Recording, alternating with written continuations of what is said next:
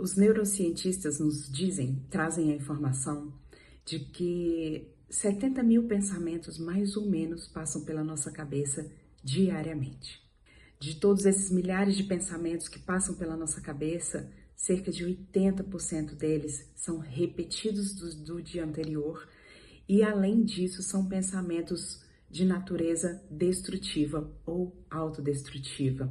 Pensamentos de críticas, de cobrança, especialmente de autocrítica, de autocobrança, de não validação do que nós sentimos e da pessoa que nós somos. Com isso, nós nos colamos a esses pensamentos destrutivos e o que acontece é que, como nós todos temos as nossas chagas emocionais, nossas feridas abertas aí de autoestima, de autoaceitação, de autoimagem, questão de dores, de traição, de abandono, de rejeição, de não pertencimento, como todos nós seres humanos temos isso, os nossos pensamentos acabam sendo um pouco voltados dentro dessa natureza e o que acontece é que a gente cola nesses pensamentos, entendendo que eles são a verdade sobre quem nós somos e sobre a nossa vida. Meu nome é Roberta Mello, eu te recebo aqui com muita alegria nesse canal. Se você já é um habitué da casa, seja bem-vindo novamente. Se você está aqui pela primeira vez, seja muito bem-vindo a esse espaço de autoconhecimento, a esse espaço de autotransformação. Os nossos pensamentos estão aí, não existe maneira de não pensar. E o que a gente vai trazer para você hoje nesse vídeo são duas técnicas muito derivadas lá das terapias comportamentais para a gente usar na nossa vida cotidiana para tornar um pouco mais leve e mais saudável essa relação com os nossos pensamentos, não de uma maneira identificada, fundida e colada como a gente faz hoje em dia, né? Porque hoje muitos de nós estamos tão misturados com nossos pensamentos que a gente acredita que nós somos os nossos pensamentos e que essa é a realidade da minha vida. Então eu penso alguma coisa tipo nada para mim dar certo e eu entendo que essa é a verdade da minha vida. Não, isso é somente um pensamento que está passando na minha mente. E o que a gente precisa aprender a fazer é separar e perceber, ver esse espaço que existe entre quem eu sou, o espaço e o que eu estou pensando. Eu sou algo que é, ou alguém, não que seja um alguém assim tão palpável, mas isso que eu sou é capaz de perceber o pensamento, é capaz de perceber as emoções, é capaz de perceber de uma forma distanciada. O que a gente vai fazer aqui hoje, lembrando até do último momento de vida do Osho, seus discípulos queriam entender e ter ali mais algum ensinamento que ele deixasse, eles perguntaram: Osho, quem é você? E o que ele respondeu foi: eu sou a testemunha. Nós somos testemunhas que podem observar os pensamentos que acontecem. Desidentificar dos pensamentos e entender que nós não somos os nossos pensamentos, que nossa vida não é os nossos pensamentos, é uma maneira de lidar com a nossa mente de uma forma mais funcional, de uma forma mais saudável, que nos gere menos transtornos depressivos, menos transtornos ansiosos e que faça com que a gente possa ter uma vida que seja mais fluida e conectada com o momento presente. Porque os nossos pensamentos, de ordem geral, não estão no presente, estão no futuro ou no passado.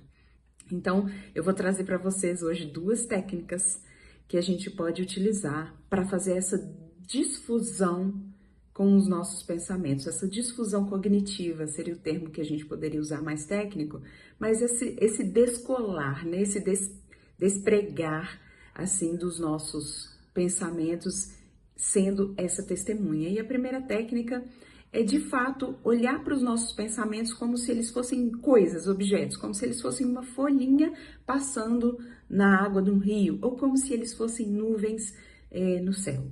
A testemunha que olha para nuvens no céu, eu posso deitar aqui no meu quintal e eu posso olhar para essas nuvens que estão no céu e simplesmente vê-las passando e, de alguma forma, como se eu fosse aquele sol que permanece ali, com nuvens ou sem nuvens, é aquele sol que permanece ali e que não é alterado na sua essência, em quem ele realmente é, porque existem nuvens passando.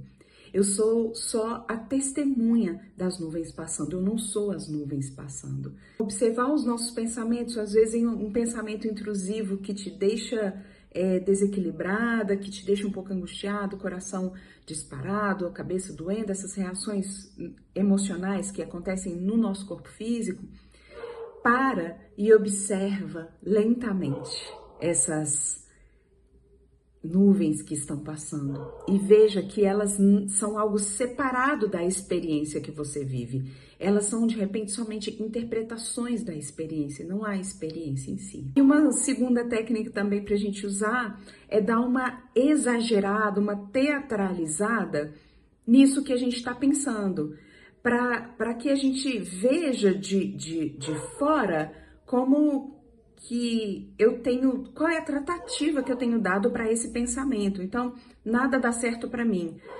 Nossa, Roberta, nada mesmo dá certo para você. Não tem uma única coisa sequer que dê certo para você. E de repente, quando a gente exagera, a gente vê que mesmo falando sem exagero, é um exagero. Toda generalização é um engano da mente. Nada dá certo, nada é muita coisa, tem alguma coisa que dá certo. Ninguém me entende nesse mundo, ninguém gosta de mim. Ninguém é muita gente.